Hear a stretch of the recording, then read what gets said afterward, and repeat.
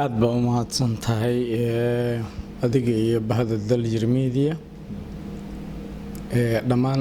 way salaamaya waxaan kaloo salaamaya dhammaan reer Puntland waxaan kaloo salaamaya dhammaan reer Boosaaso anigu aasifanaan ahaan marka aan ka hadlo ilaa iyo intii aan joogay waxyaabaha aan indhaynay waxa kamid ah bal magaalada fankeeda iyo abwaaniinta iyo bahda suugaanta iyo maxaan ku sheegay iyo bal waxyaabaha ka jira inaan indhayo waxyaabo badan baa iiga soo baxay waxyaabaha iiga soo baxayna waxa kamid ah in dadakanu ayba iskaba xireenba qaybtaas dadka dhulkan jooga inay qaybta xireen ka soo gudub shalay waxaan dhageysanayay nin sheegtay gudoomiyaha Tebek oo yiri wacyigelintii waxaanu sameynay maaragtay wacyigelin aad iyo aad maaragtay intii meesha ugu dambeysay baanu sameynay waxaan leeyahay wax wacyigelin oo magaalada laga sameeyay ma jirto reer Puntland waa la yaqaanaa abwaanintooda abwaan Shube maanta ma joogo magaalada Boosaaso abwaan Cabdi Cali Boos baa jooga iyo wiilkiisii waxaanu kaloo nasiib u yeelanay abwaan Shube wiilkiisii Cabdulaahi abwaan Shube oo isaguna jooga oo maaragtay hal abuur ah oo maaragtay maadaama uu aabihiis yahay abwaan yahay okay magaalada waanu arkaynay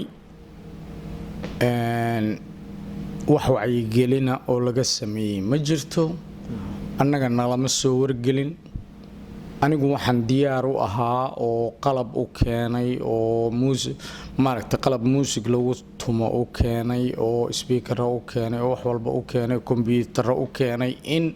magaalada Boosaaso lagu wacyigeliyo baan u keenay hadda magaalada Boosaaso markii la yiraahdana waxa weeye meeliba yaa jooga bay leedahay abwaan Cabdi Cali Boos baa jooga bale abwaan Cabdi Cali Boos in loo yeero oo dadka maaragtay wacyigelinteedii iyo guubaabadii iyo geeraradii iyo gabayadii iyo bahda suugaanta iyo wixii oo dhan abwaanin badan baa joogta oo anigu aan la kulmay waxa kamid ah ninka la yiraahdo abwaan Sharmaarke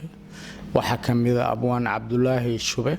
waxa kamid ah rag badan oo aanan halkan ku soo koobi karin marka laga reebo abwaan Cabdi Cali Boos waxba yaanan hadal kugu daalin hadda waxaan aad iyo aad ugu faraxsanahay walaalkay Cabdicasiis Iskalaaji oo madaxweynaha soo raacaya goordhowna ay imanayaan hadii Ilaahay yiraahdo wacyigelintana waa bilaabaynaa in la isdiiwaan geliyo gobolada Puntland oo dhanna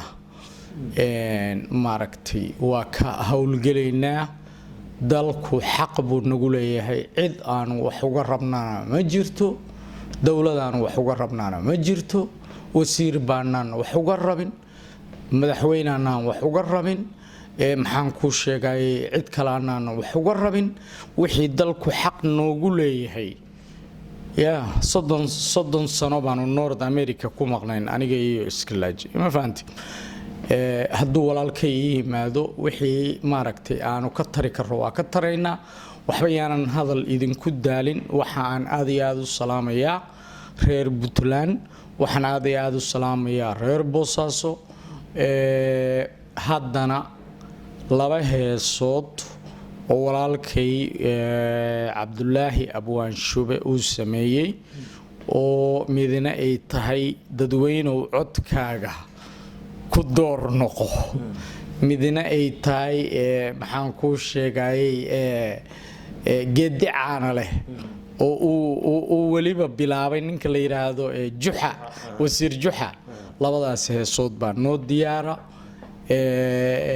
waxa way dhaliyeeli waxa macna ma sameynayso waxa aad iyo aad idinkana idinku mahad celinaya bahda Daljir inaad maaragtay aad iyo aad u taagan tihiin habeen iyo maalin maaragtay wacyigelinta iyo baahinta gobolada Puntland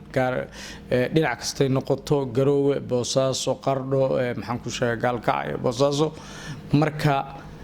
labada heesoodna waa diyaar dadweynuhuna waa maqlayaan laakiin waxaan dadweynaha reer Puntland u sheegaynaa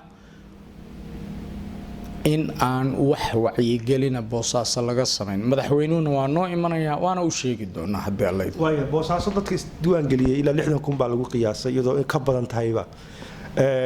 door muuqdana arinta wacyigelinta waxa qayb ka noqon kara bahada fanka oo dadka heeso ku wacyigelin kara ku baraarujin kara hawshan idinkoo wax xiriir aad la sameyn gudiga doorashooyinka Puntland ayaa sameyseen markii aad dhameystirteenna waxaad isku daydeen Soomaaliya inaad gudiga aad raadisaan aad iyo aad baad u mahadsan tahay waxa weeyaan waxa la yiri markii maxaan ku sheegay hadii lagu sheegana waa la isjeelaa ma garanaysaa mahmaha baa jirta marka waxa weeye meeshan abwaan Cabdi Cali Boos baa jooga meel kastuu wacay cid kastuu wacay wixii suugaan ku saabsan waxay ahayd abwaanka in la soo xiriiro isagaa sheegay oo yiri war qalabkiina waa naloo keenay oo Najiib baa Minnesota nooga yimi maxaan ku sheegay wacyigelintii baan rabnaa inaan ka qayb galo marka hadii dhagaha laga furaystay dhulku waa dhulkayagii cidii dhagaha furaysanaysa ha furaysato dhulku waa dhulkayagii xaq buu nagu leeyahay annaga u hagar baxayna laakiin waa la sheegay abwaankuna cid walbuu wacay waana u sheegay wuxuu yiri maaragtay wixii bahda suugaanta looga baahnaa aniga hal igala soo xiriiro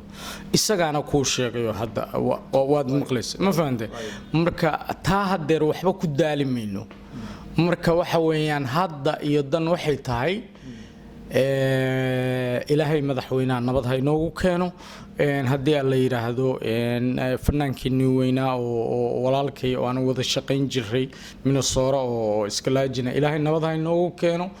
magaalada Boosaaso maaragtay wacyigelinteeda iyo gobolada Puntland oo dhan waxa weeyaan si isxilqaana baan uga qayb gali doonaa haddii la yiraahdo aad iyo aad loo maasantahay